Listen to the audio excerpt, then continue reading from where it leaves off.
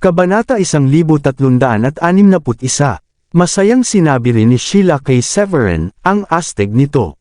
Maganda na rin yung combat technique na binigay mo sa amin dati, pero hindi ganoon kataas ang antas nun. Ito pa lang ang pangalan, nakakatakot na pakinggan. Ngumiti si Severin at sinabing, syempre kailangan kong maghanda ng mas malalakas na technique para sa inyo dahil malapit na kayong makamit ang antas ng Warrior King. Natutunan ko mismo ang teknik na ito noong nakipaglaban ako kay Deborah mula sa Shadro. Magaling ang teknik niya, pero sobrang layo ng antas niya sa akin kaya hindi niya ako kailanman matatalo. Sandaling tumigil si Severin bago muling nagsalita. Ang kakayahan sa pakikipaglaban ng isang tao ay may malaking kinalaman sa kanyang antas ng lakas.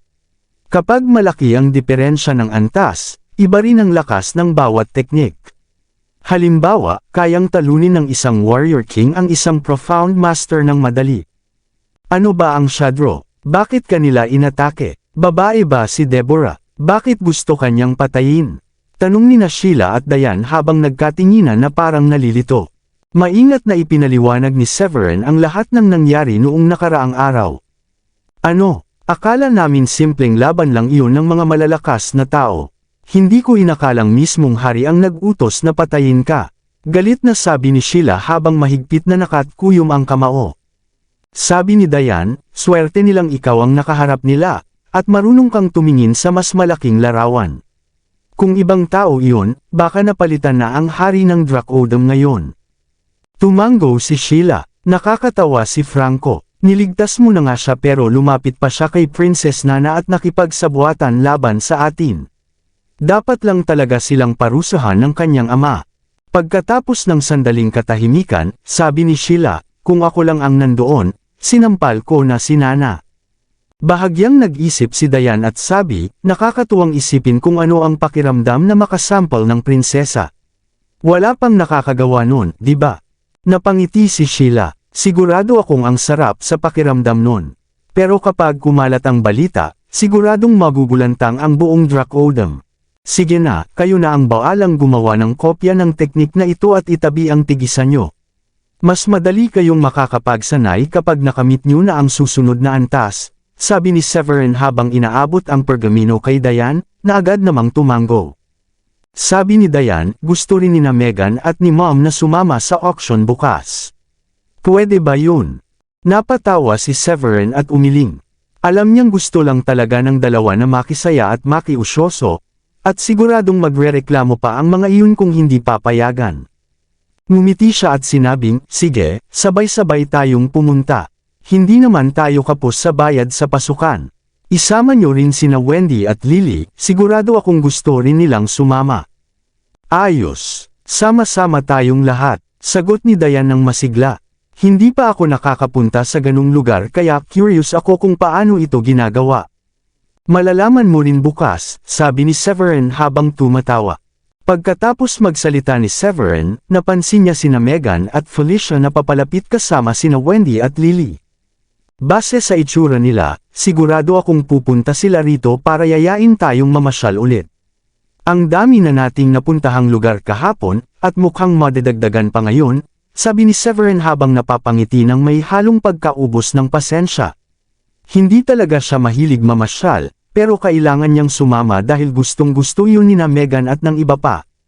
Pagkatapos noon, sabay-sabay silang umalis para maglibang. Kinabukasan, dinala ni Severin ang lahat sa Flalong Auction House. Hindi nila alam na isang matabang lalaki ang nakapansin sa grupo nila habang papasok. May mga bodyguard na kasama ang matabang lalaki. Napatingin siya kina Sheila at Diane na may manyak na ngiti sa labi. Ang dami palang magagandang babae sa lungsod natin ngayon. Bakit ngayon ko lang sila nakita? Sabi niya habang hinihimas ang kanyang baba at walang hiya na tinatitigan ang mga katawan ng mga babae. Ano bang tinatitigan mo, taba? Ngayon ka lang ba nakakita ng babae? Inis na sabi ni Megan habang matalim ang tingin sa lalaki. Naiinis siya sa bastos na tingin ng mataba. Sa halip na magalit, ngumiti pa ang matabang lalaki at sinabing, bakit? Bawal ba akong tumingin sa magaganda? Alam mo ba kung sino ako? Ang tapang mo nagsasalita ka sa akin ng ganyan. Ngumiti ang isa sa mga bodyguard sa likod ng lalaki at nagsabi. Siya si Jeremy Smolang, anak ng isang first class na pamilya mula sa Ulang City. Ah, ganun ba? Anak ka pala ng mayamang pamilya. Ang galing naman. Natatakot na ako. Sarkastikong sabi ni Megan. Isang araw pa lang ang nakalipas mula nang makilala niya ang mga gobernador ng lalawigan, mga war god, at maging ang pinakamatandang prinsipe, kaya hindi siya natitinag sa hambog na lalaki. Ang Ulang City ay isang maunlad na lungsod, at hindi biro ang mapabilang sa first class na pamilya. Wala silang kinatatakutan maliban sa iilang tao lamang. Kaya hindi na nakapagtataka na sobrang arroganty si Jeremy. Hindi napansin ni Jeremy na nanunuya si Megan at inakala pa niyang totoo ang sinabi nito. Natuwa siya at sinabing, at least marunong kang makiramdam. Dahil kilala mo na ako, ibigay mo na agad ang numero mo. Bilasan mo na dahil galing ako sa first class na pamilya. Pasensya ka na, pero hindi ako tanga. May mga prinsipyo ako, at wala akong interes sa mga taba, sagot ni Megan habang nakahalukip-kap at tinitigan ito ng may pang-uuyam. Lalong kumislot ang labi ni Jeremy sa galit habang nakatitig kay Megan. Abat ang kapal ng mukha mo. Anong sinabi mo? Tinawag mo akong mataba. Mataba na nga ako pero walang may lakas ng loob na sabihin yan sa akin. Natawa ng pabulong sina Dayan at ang iba pang mga babae nang marinig iyon. Sanay na sanay si Jeremy na siya ang nasusunod, mapangmata at mayabang, pero sa pagkakataong ito, mali ang napili niyang kalaban. Sa sandaling iyon, lumabas si Caroline para tingnan kung ano ang nangyayari at agad niyang nakita ang grupo ni Severin. Mabilis siyang lumapit na may ngiti, Mr. Severin. Nandito na kayo. Halina, sumama kayo sa akin. Sinabi ng senior director namin na nakareserba na para sa inyo ang VIP Room 1, kaya doon na kayo. Sinabi mo bang nireserba mo ang VIP Room 1 para sa kanya? Sino ba siya? Bakit mo siya nireserba ng kwartong kahit ako ay hindi pwedeng pasukin? Nagreklamo si Jeremy nang marinig ang sinabi ni Caroline. Itinuturing niya ang sarili bilang isang taong kabilang sa mataas na uri, pangalawa lamang sa isang prinsipe o anak ng commander. Isa siyang malaking tao, lalo na sa Ulang City. Pakiramdam ni Jeremy ay nilabag ang mga patakaran nang papasukin si Severin bago pa magsimula ang auction. Tiningnan siya ni Caroline ng malamig at sinabi, malinaw na ang utos ng aming senior director, Ginoong Jeremy. Kung may reklamo ka, pwede kang dumiretso sa kanya. Pagkatapos niyang magsalita, ngumiti si Caroline kay Severin at magiliw na sinabi, dito po tayo. Ang iba ay nakatingin na may pagkainggit habang pinangungunahan ni Caroline si Severin at ang kanyang grupo papasok. Lumapit ang isang lalaki mula sa pangalawang antas ng pamilya kay Jeremy kasama ang ilang bodyguard. Anong nangyayari, Jeremy? Ngayon lang ako nakakita ng bisitang pinapasok bago magsimula ang auction. Tumingin si Jeremy sa lalaki at sinabing, ewan ko, Tom. Siguro magkaibigan sila ng senior director. Mukhang hindi natuwa si Jeremy. Alam ng mga anak ng mayayamang pamilya na napakaganda ng senior director. Lahat sila ay gustong magyaya sa kanya ng hapunan at mapalapit sa kanya, pero ni isa ay hindi niya pinapansin. Wala ni isang nakapagpukaw ng interes niya. Maraming nakakaalam na ang Flalong Auction House ay hindi basta-basta. May mga sangay ito sa maraming lungsod, at ang suporta nito ay napakalakas. May mga hinala pa nga na ito ay pinamumunuan ng isang sekta. Napakaibang pangyayari nito, kahit ikaw ay kailangang pumila, ibig sabihin ba nito ay mas mataas pa ang katayuan niya kaysa sa iyo? Sabi ni Tom na labis na nagulat. Ngayon lang din kasi siya nakakita ng ganitong sitwasyon. Mapait na ngumiti si Jeremy at sinabing, hindi ko alam kung sino siya, pero ang mga babaeng kasama niya ay nakakasilaw sa ganda. Napalunok siya habang iniisip sina Dayan at ang iba pa. Nang sandaling iyon, dinala ni Caroline ang grupo ni Severin sa ikalawang palapag at pumasok sila sa loob. Ngumiti si Severin at nagsabi, sabi mo kailangan ng spiritual stones para makapasok sa lugar na ito, hindi ba? Siguradong napakaraming spiritual stones ang kailangan para sa kwartong ito. Ngumiti si Caroline at sinabing, tama ka. Ang pagpasok sa unang palapag ay nangangailangan ng 10,000 mababang uri ng spiritual stones. Ang mga VIP room sa itaas ay mas mahal, umaabot ng 100,000 mababang uri ng spiritual stones. Ang pinakamahal ay ang mga sky room dahil sa napakagandang lokasyon nito. Mula sa mga bintana ng kwartong iyon, makikita mo ang buong auction house. At ang pinakamaganda sa lahat ng VIP room ay syempre ang VIP room 1. Nagsalita si Megan, hindi ba nangangailangan iyon ng milyon-milyong spiritual stones? Kahit mababang uri lang ng spiritual stones ang pinag-uusapan natin, masyado pa rin yatang mahal para sa isang VIP room.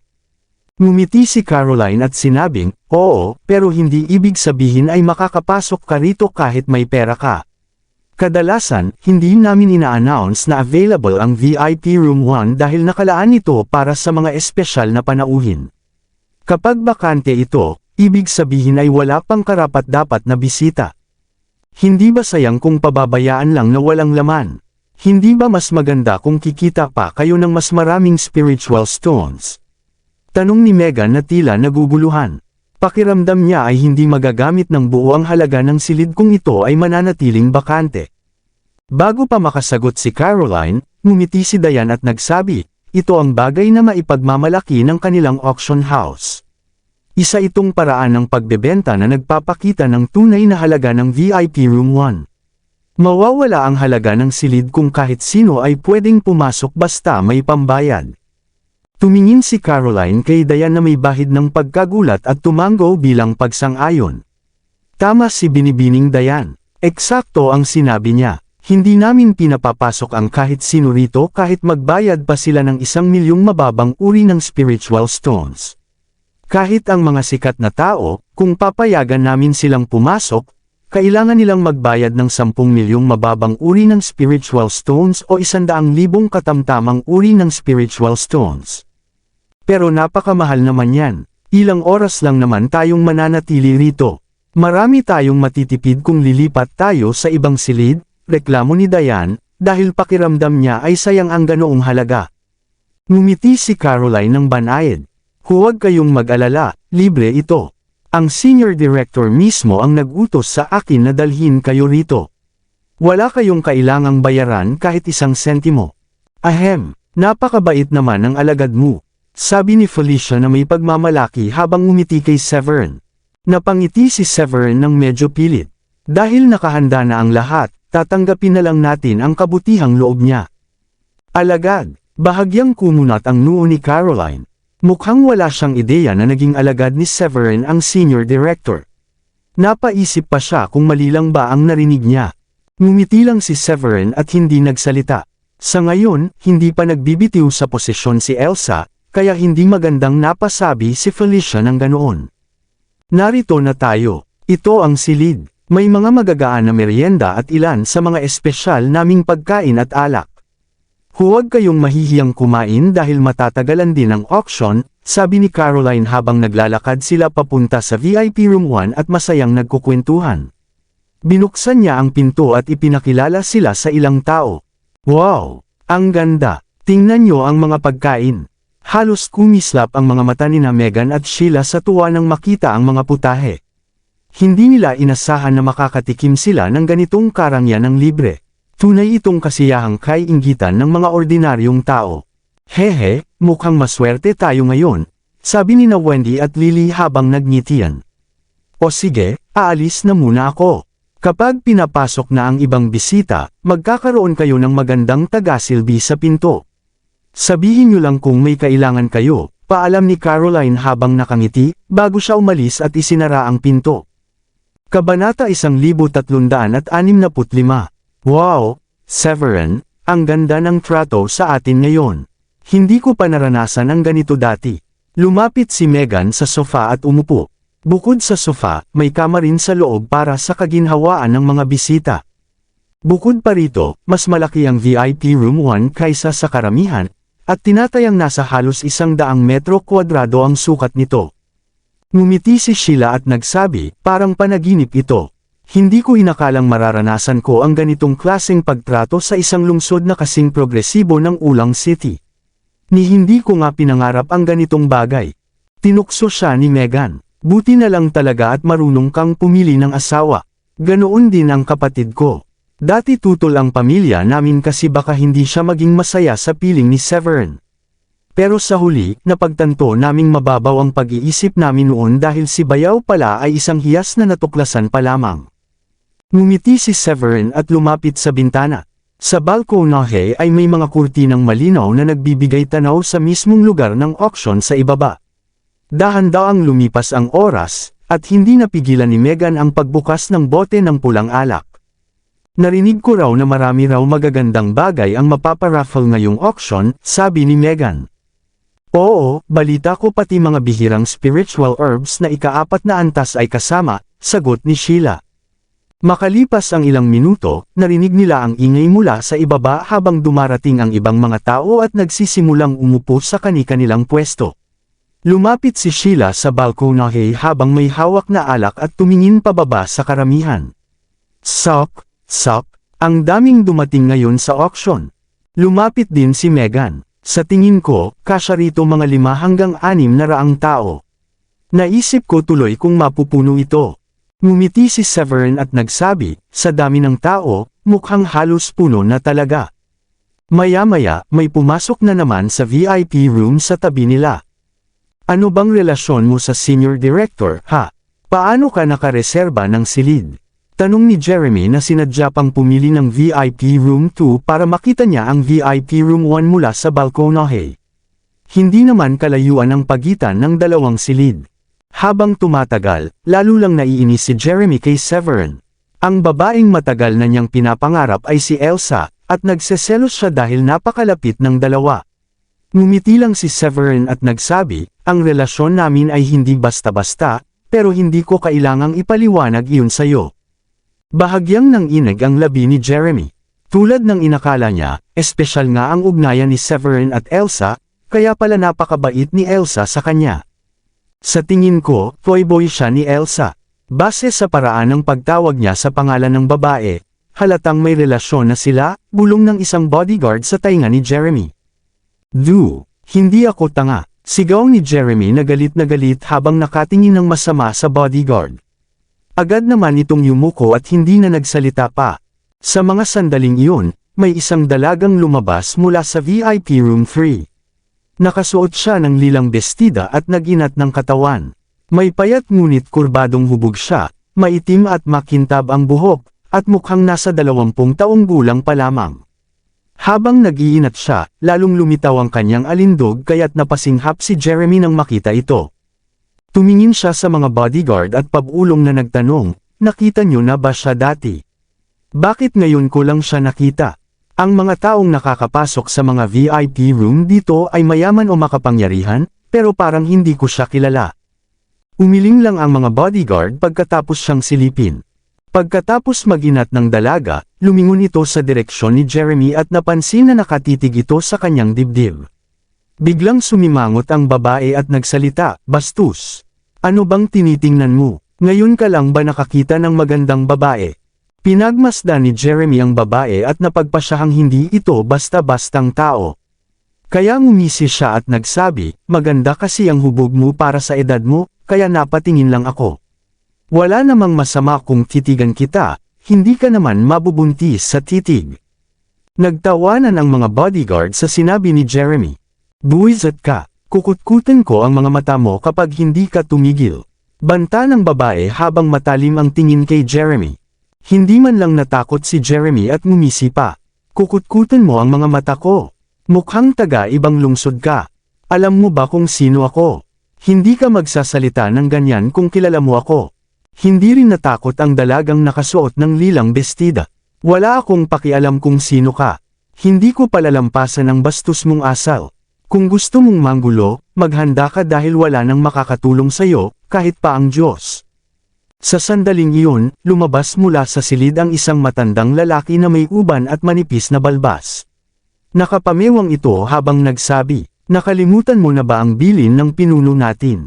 Huwag kang gagawa ng gulo pagdating dito sa lungsod. Dapat ay magpakamahinahon tayo, kunin lang natin ang pakay natin sa auction at umalis agad pagkatapos. Fine, pero dapat lang talagang mabogbog ang matabang iyon, sabi ng babae habang nakangiwi at galit na nakatingin kay Jeremy, bago siya tuluyang umiwas. Hindi ko inasahang makakita ng mga taong may ganoong kataas na antas. Malamang galing sila sa isa sa mga nakatagong sekta, bulong ni Severin habang pinagmamasdan ang nangyari mula sa malayo. Mataas ang antas nila, tanong ni Megan na tila nagulat. Sa tingin mo, galing sila sa nakatagong sekta? Tumango si Severin. Nang mapansin niyang nakatingin din sina Diane at Sheila sa kanya, ipinaliwanag niya, ang babae ay nasa antas na level 8 Warrior Emperor, at ang matanda naman ay level 9 Warrior Emperor. Sa buong Drakodom, wala pa akong nakikitang kasing lakas nila. Ganun sila kalakas. Gulat na tanong ni Diane. Huwag mong kalimutan, Severin, hindi sila kasing lakas mo, di ba? Paalala ni Megan. Ngumiti si Severin ng payapa. Oo, pero kahit ganoon, wala tayong mapapala kung papatulan natin sila. Mas mabuting umiwas tayo dahil may mga sekta pa ring mas makapangyarihan kaysa sa atin. Nang marinig yun ni Megan, tumango siya at nagsabi na mas mabuti nang maging maingat kaysa magsisi. Nasa VIP Room 1 sila at ang kabilang panig ay nasa VIP Room 3. May isa pang matabang lalaki sa pagitan nila kaya mababa ang tsansang ma-offend nila ang babae. Ngumiti si Sheila at nagsabi na sumasang-ayon siya. Mas malamang daw na ma-offend ng matabang lalaki ang babae dahil hindi ito marunong magtago ng kalaswaan sa tuwing nakakakita ng babae, halos tumutulo pa raw ang laway nito. Tinakpan ni Megan ang bibig niya at ngumiti. Sinabi niyang nakakadiri talaga ang lalaki at ang tingin nito ay nakakairita dahil kumikislap pa ang mga mata kapag nakakakita ng babae. Biglang naisip ni Megan ang isang bagay at sinabi niya kay Severin na narinig daw niya kay Diane na meron itong isang sikreto o teknik na nagpapakita sa kanya ng antas ng kapangyarihan ng iba. Tinatawag daw itong mind's eye kung saan kailangan mong buksan ang ikatlong mata. Sandali siyang tumigil at nagpatuloy. Hindi pa siya isang profound master pero tinanong niya kung maaari siyang turuan ni Severin at buksan ang ikatlong mata kapag naging profound master na siya. Napansin daw niya kasing napakakapal ng gamit ng teknik na ito dahil kaya nitong makita ang antas ng kapangyarihan ng iba kahit tinatago nila ang enerhiya nila. Napakunot ang noo ni Severin nang marinig iyon. Nahihiya siyang nagsabi na sa tingin niya ay hindi iyon posible. Nagkatinginan sina Diane at Sheila na halatang naiilang. Alam kasi nila na para buksan ang ikatlong mata, kailangan tanggalin ng babae ang kanyang damit upang maipasok ni Severin ang mga pilak na karayom sa tiyan nila. Kapag tinatanggal na ang mga karayom, nagdudulot iyon ng kakaibang pakiramdam na minsan ay napapaungol pa sila. Kung si Rachel o si Gracie ang humiling noon, baka pumayag pa siya, pero dahil si Megan ang humiling, naging mas awkward ang sitwasyon. Inaasahan ni Megan na papayag si Severin sa simpleng hiling niya kaya nagulat siya nang tumanggi ito. Medyo naiinis siya at sinabi niyang ang hirap namang kausapin ni Severin. Bakit daw hindi siya matulungan kung natulungan naman ito sina Diane at Sheila? Napakahalaga raw ng teknik na iyon para malaman nila kung gaano kalakas ang kalaban bago sila lumaban. Kung alam nilang hindi nila kaya, maaari silang umatras agad at hindi basta makaka-offend ng mas malakas kaysa sa kanila. Tinanong niya kung gusto ba ni Severin na ma-offend niya ang isang malakas na tao dahil lang hindi niya nakita ang antas nito. Natigilan si Severin at hindi alam kung paano magsisimula magpaliwanag kay Megan. Samantala, seryoso ang mukha ni Felicia habang nagsabi na ang mind's eye ay maraming benepisyo at maaari pang magligtas ng buhay. Tinanong niya kung bakit hindi matulungan ni Severin si Megan at sinabi niyang mabibigo siya rito kung hindi niya ituturo. Sinabi ni Diane na hindi dapat sisihin si Severin dahil wala siyang magagawa sa sitwasyon. Agad siyang pumasok upang ipagtanggol ito. Sumunod na nagsalita si Sheila at sinabi niyang huwag magkamali ng akala tungkol kay Severin. Tutulungan daw nito kung kaya lang niya ngunit hindi lang talaga posible dahil masyadong komplikado ang proseso. Lalong nainis si Megan at tinanong kung bakit at paano. Sinabi niyang sa tingin niya pinipili lang ni Severin kung sino ang gusto niyang tulungan. Gusto lang daw nitong ibigay ang pinakamahusay na bagay sa mga asawa niya ngunit siya ay hindi kabilang doon dahil hindi siya babae ni Severin. Natigilan si Severin at halos mapahawak sa ulo. Naisip niyang paano niya sasabihin kay Megan na kailangan nitong maghubad at mahiga ng hubad sa harap niya. Biglang nagkaroon ng ideya si Diane at mabilis na nagsabi na oo, iyon mismo ang dahilan. Kita mo ma'am, inamin ni Diane, dahil lang sa pinapaboran niya. Napapadyak ng paa si Megan sa inis. Ipinaliwanag ni Dayan na kailangang may malalim na ugnayan ang dalawang tao upang ma-activate ang ikatlong mata. Dapat ay lubos nilang kilala ang isa't isa at may mas malalim na koneksyon bilang lalaki at babae. Sa ganitong kondisyon lamang mabubuo ang koneksyon na kailangan upang mabuksan ang ikatlong mata. Tama iyon Megan, sabi ni Sheila. Ang ganitong uri ng relasyon ay imposibleng mangyari sa pagitan ninyo ni Severin, kaya wala kang kinakailangang kondisyon upang matutunan ang teknik na iyon.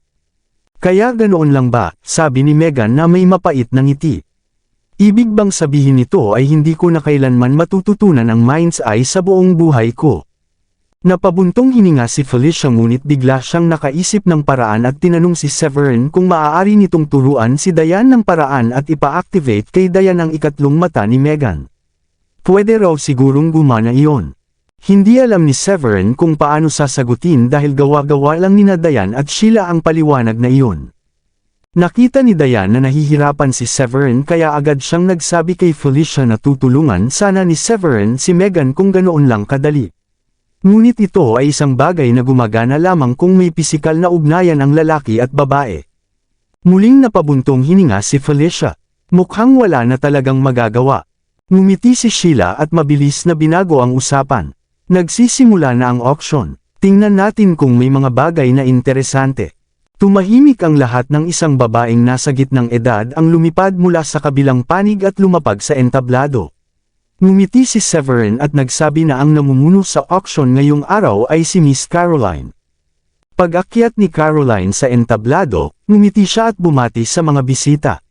Binanggit niya na siya si Caroline Lawton, isang executive ng Flalong Auction House sa sangay ng Ulang City, at siya ang mamumuno sa auction. Ipinaliwanag niya ang kaunting kasaysayan ng auction house bago niya sinabi na magsisimula na ang unang item. Nakatingin ang lahat sa entablado, lalo na sina Sheila, Megan, at Felicia na sobrang tutok dahil unang beses nilang makadalo sa ganitong okasyon. Ngumiti si Caroline habang isang magandang babae na nakasuot ng masikip na damit ang umakyat sa entablado. May dala itong tray at inilagay dito ang isang scroll. Ito raw ay isang high-rank sky-grade combat technique na tinatawag na heel splitter at bagay ito para sa mga lalaki. Isang high-rank sky-grade combat technique. Napakahalaga nito. Maraming tao ang nagsimulang magbulungan nang marinig ang anunsyo. Maraming salamat sa lahat ng sumusubaybay. Please subscribe and follow my YouTube and Facebook channel, Filipino Novel. Maraming salamat po. Isang high-rank sky-grade combat technique.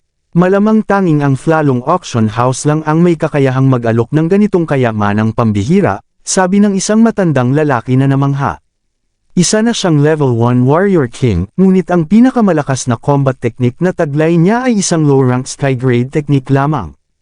Pagdating sa mga combat technique, mas karaniwan ang mga soil grade kumpara sa sky grade, samantalang ang mga sun grade at moon grade ay halos hindi na umiikot sa karaniwang lipunan. Nang mailabas ang high-rank sky grade combat technique para sa auction, nagsimula ang usapan ng lahat. Marami ang nagkaroon ng matinding interes, at ang ilan ay tila determinado na makuha ito anuman ang halaga. Malakas ba talaga ang mga high-rank sky-grade combat technique? Tanong ni Felicia na may halong pagtataka matapos makita ang kaguluhan tungkol dito. Wala kasi siyang gaanong alam sa mga antas ng kapangyarihan. Ipinaliwanag ni Megan ang lahat kay Felicia, mula sa mga combat technique hanggang sa mga antas ng pills at spiritual herbs. Ito ay napakahalaga, hindi ba mahal? Tatanong sana ni Dayan, bibili ka ba nito? Ngumiti si Severin at umiling. Hindi ko ito kailangan dahil marami na akong magagandang combat technique. Hindi ito masyadong kapaki-pakinabang at masasayang lang ang oras ko. Minsan, masyadong marami ay hindi rin maganda. Tumango si Dayan. Naiintindihan ko. Sumabat din si Lily. Ang mahalaga ay mayroon kang mga teknik na bagay sa iyo. Halimbawa, sapat na ang ilang naaangkop na combat technique para sa mga may mababang antas ng kapangyarihan. Ang sobrang mataas na antas ng teknik ay mahirap gamitin ng mga may mababang attainment, dahil nangangailangan ito ng napakalakas na spiritual energy upang maisagawa ng maayos. Ang unang item sa auction ay pinag-agawan ng marami at sa huli ay nabili ng isang matandang lalaki. Dinala ng babaeng nakasuot ng masikip na damit ang item sa kanya. Kinuha naman ng matanda ang isang storage bag, nilagyan ng tamang bilang ng spiritual stones, at ibinigay ito sa staff.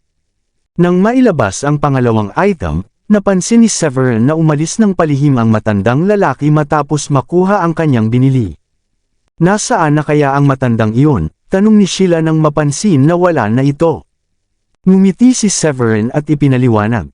Marahil ang tanging layunin niya sa pagdalo sa auction ay ang makakuha ng mas malakas na combat technique. Ang nakuha niyang item ay isang bihirang kayamanan. Dahil nagkaroon ng kaunting agawan kanina, natakot siyang baka siya ay ma-hold up. Kaya matapos makuha ang gusto niya, agad siyang umalis. Wala na rin naman siyang dahilan para manatili. Tumango si Sheila. Akala ko kasi naubos niya na ang lahat ng spiritual stones niya kaya umalis siya. Napailing si Severin. Posible rin naman iyon. Ang pangalawang item ay isang training technique, sabi ni Diane na nakangiti.